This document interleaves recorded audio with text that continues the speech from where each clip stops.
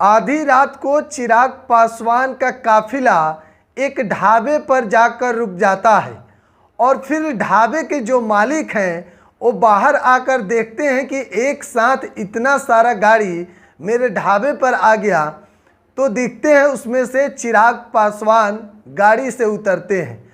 उसके बाद चिराग पासवान के लिए बाहर में 5-6 टेबल लगवा दिया जाता है और चिराग पासवान के साथ उनके पार्टी के कई कार्यकर्ता भी मौजूद रहते हैं।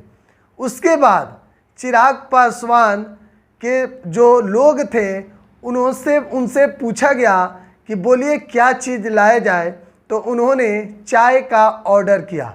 देखिए, देर रात जब चिराग पासवान जमुई से पटना लौट रहे थे तो अचानक आधी रात को चिराग पासवान चाय पीने एक ढाबे पर पहुंच गए।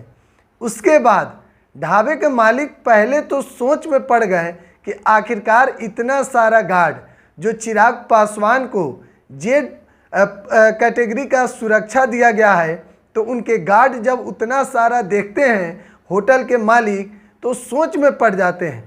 लेकिन फिर जब बाहर आते हैं तो देखते हैं कि चिराग पासवान यहाँ पर आए हुए हैं।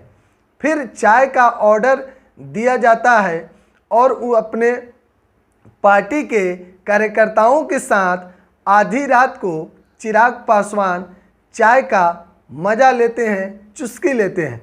देखिए, चिराग पासवान जमुई से पटना लौट रहे थे और जमुई गए हुए थे चिराग पासवान अपने संसदीय क्षेत्र में।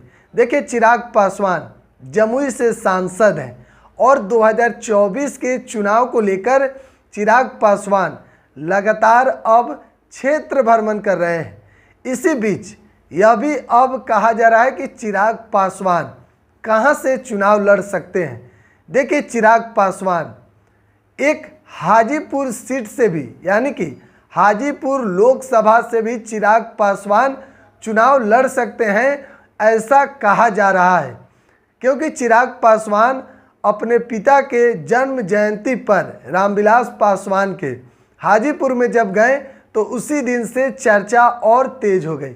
लेकिन हम बात कर रहे थे कि चिराग पासवान जमुई गए हुए थे विशेष कार्यक्रम में और वहां से जैसे ही देर रात को चिराग पासवान पटना लौट रहे थे, उसी क्रम में चिराग पासवान आधी रात को अपने कार्यकर्ताओं के साथ चिराग पासवान एक ढाबे पर जाकर रुक जाते हैं और चाय का ऑर्डर होता है और फिर सभी लोग एक साथ चाय का आनंद लेते हैं। और इसी बीच में जब देर रात तो एक काफ़ी जो खूबसूरत तस्वीर निकली वो सोशल मीडिया पर खूब चर्चा का विषय बना रहा। आप क्या सोचते हैं चिराग पासवान के बारे में? कमेंट बॉक्स में ज़रूर बताइएगा। बहुत बहुत धन्यवाद।